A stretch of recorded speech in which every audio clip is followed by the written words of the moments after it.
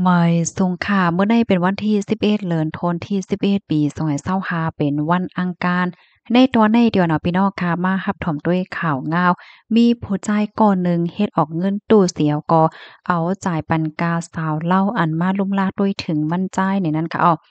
เมื่อวันที่8เดือนธันวาคมที่11ปี2025ได้มีข่าวงาวออกมาว่าผมมีปนพรเขาติงยอบผู้ชายก่อนหนึ่งชื่อฮ้องว่านายเอชื่อเล่นเนาะอายุหลาย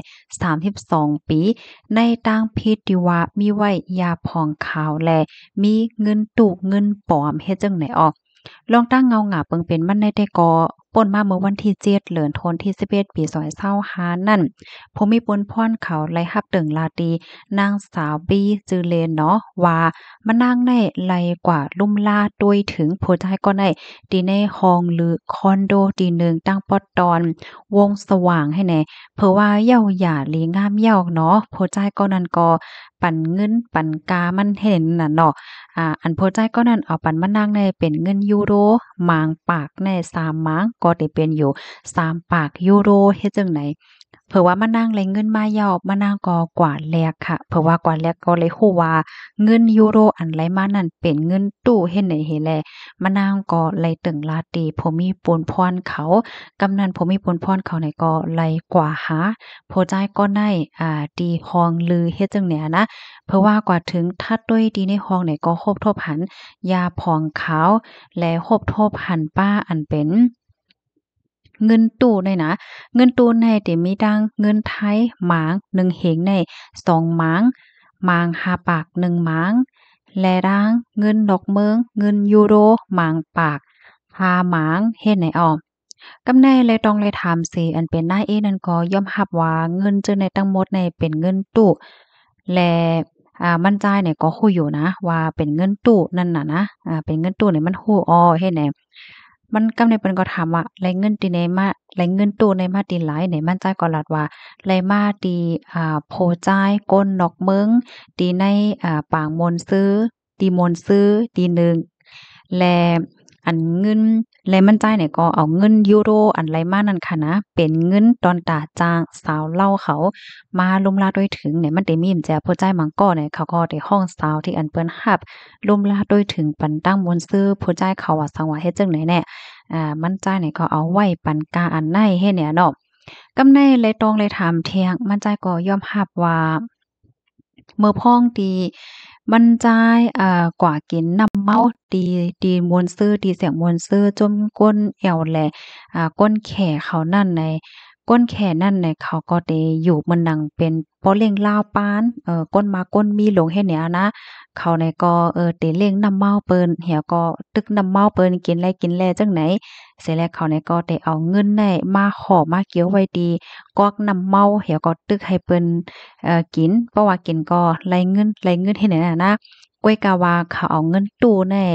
มาขออ่ก๊อกน้ำเมานั่นเฮ็ดแนวพี่น้องเฮาค่ะก้วยน่ะว่าไผก็บ่ฮู้นั่นน่ะนะเมื่ออยู่ที่เสียงมนต์ซื่นนั่นไหนไผไหลกินน้ำเมาไหลก็นั่นก็ไล่เงินกว่าให้แหน่ก้นก็ในก็กินเหมือนกันเหี่ยวก็ไล่เงินมาให้แหน่เนาะเพราะว่าไล่เงินมาเหย้าไหนก็บ่นว่าไล่เงินไล่ตองให้แหน่นั่นขนาดนะ เพราะว่าว่ายหลังเนี่ยก็เลยฮู้ว่ามันเป็นเงินตู้จังไหนมันจ่ายเนี่ยก็ซ้ำเอาเฮ็ดเป็นตัวอย่างเนาะเห็นแลเล่หลาเลยเพี้ยนตัวน่ะเนาะว่าเงินตู้เนี่ยมันเป็นหือเขาก็คือปิ้นออกมาว่าสังว่าเฮ็ดจังแหน่เนาะกำแหน่มันจ่ายก็โ้สายหงายเงาลายมันเหย้าสั่งซื้อเจมาเหจำปิ้นออกมาโดยไหนก็อันเฮียงในกะปันมาเหลียวเนี่ยมันคึดกราบค่ะหลวงพ่อใจายก็ได้ซ้ำเป็นฝ่ายโปรแกรมเมอร์เป็นก้นโรงเรียนฝ่ายเทคนิคว่าสังว่าเฮ็ดจังไดป้าเฮ็ดนั่นน่ะเนาะเฮ็ดแลเพราะว่าเงินในปิ้นออกมายาวไหนหนังหือสาวๆเขาได้อำฟังต้วยอำเลสติด้วยนั่นแหละมันใจก็ใจลอกลายเอาเงินในมาตบมาคอกว่าหังว่าเฮ็ดไหนเหี่ยวก็ปั่นสาวๆเขาในค่ะเนาะอันเปิ้นฮ้อว่าเด็กเอ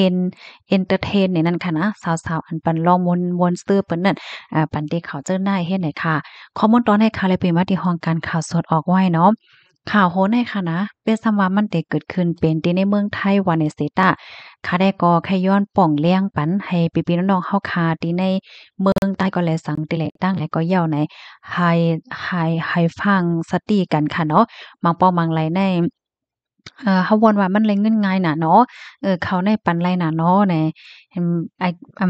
สั่งถูกโกกว่าย่างเงินตู้นั่นค่ะน่ะเอากว่าเอามาเนี่ยสาวๆเขาในกำมาเงินก็เลยเงินตู้เหซุ่มข้าวยามหยังก็ซุ่มโตซุ่มหังเฮ็ดเนี่ยเนาะเห็นแล้วเพราะว่ามีเงินตู้ไว้ที่ในมือในค่ะนะป้อมตึงรัฐภูมิพลพรเขาในก็สั่งถกแน่จังอย่าเอาตั้งพิษ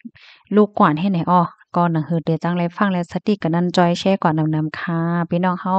ไก่เป้ให้แลจังไว้เพ่ไว้ก่อนค่ะเนาะค่ะมาอ่านด้วยตั้งหันถึงอีกหนึ่งค่ะเนาะในตอนเนี่ยไว้ทรงค่าอยู่ที่ไร่คาเซถอมปันแห้งอยู่ค่ะต้องตักกันบ้านเลยค่ะถอมอยู่ที่ไรตั้งไรเนี่ยค่ะเนาะวงวางเนี่ยก็ขาเฮาคาเต็มป้อมาจอมขิงจอมข้าวเนี่ยอันนี้ก็ย้อนน้อมอีกหนึ่งเนี่ยค่ะเนาะมาแทงตั้งหันถึงอันหนึงเนาะเยิ่งอ่านสูงเฮียนมาสูงหนักคาลูเรียบหยาบไว้เนี่ยเนาะ ค่ะที่เมืองจะปานแน่เพราะว่ามาโดยเกี่ยวเลยลองตั้งฮักตั้งแป้งไหนก็เขาก็มีลองข้องคำจังไหนคะนะเหมือนจังว่าก้นแน่ใครแต่นาเฮิรนน่ะก้นแต่นาเฮิรนอีเฮแลก้นอันอายุใหญ่เนี่ยซ้ำนำมาเฮ็ดไหนได้เต็มใจค่ะก้นตีอันอายุใหญ่ในตื้อนำมาก้นตีอันอายุเล็กอันเป็นลูกอ่อนแน่นะอันเกิดทำโลดย่อมให้ไหนนี่ เมื่อเหลียวแน่ตั้งฝ่ายลงปองจึงเขาในเนาะเปิ้นเนี่ยก็คัดจ่ายหาไล่ตั้งมันอยู่ที่เด็กะเพราะว่าเขาคามาด้วยเมื่อเหลียวแน่ว่าได้เป็นดีเมืองจะปานห้าเมืองต่างหังในก็แต่โฮบทบลองข้องคำจังไหนมากกันร้อยๆเย่าหนังเก่าในเอานะมันหนังว่าก้นแน่ก้นเตะหน้าเฮิรนก็ลดยอมก้นมีลูกก็ลดยอมให้แน่นอพี่น้องเขา ก็อย่าไปต้วยไกลค่ะนะต้วยเอาในตรงวงเฮาค่ะพี่น้องในกอโฮอะเนาะเมื่อป้านปอเฒ่าแม่เฒ่าพี่น้องเฮานั่นน่ะมีลูกเป็นหลานบางก็ได้มีลูก10ก้อ12ก้อ13ก้อบางก็มี7ก้อ8ก้อบางก็มี9ก้อบางก็มี4 5ก้อให้เนี่ยปานปอเฒ่าแม่เฒ่าพี่น้องเฮาค่ะมีลูกหลายก้อจอยลัดเนี่ยจอยแชร์เนี่ยกันเลยค่ะนะ ก็สอนว่ากัดเขียนนะคะเนาะคนที่อันมีลูกมีร่างนำไรแน่ค่ะนะก็น่าว่ากับปานมือกูปอกแลกับปานมือเหลียวในซ้ำ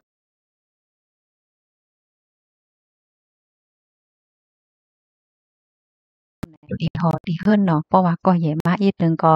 จอยการจอยงานพ่อแม่ให้ไหนนะก็น่าลูกอ่อนมือเหลียวในเพราะว่าเกิดมาเย้าเนี่ยก็อะโลกาใจจ่ายก็นำหนาเนาะ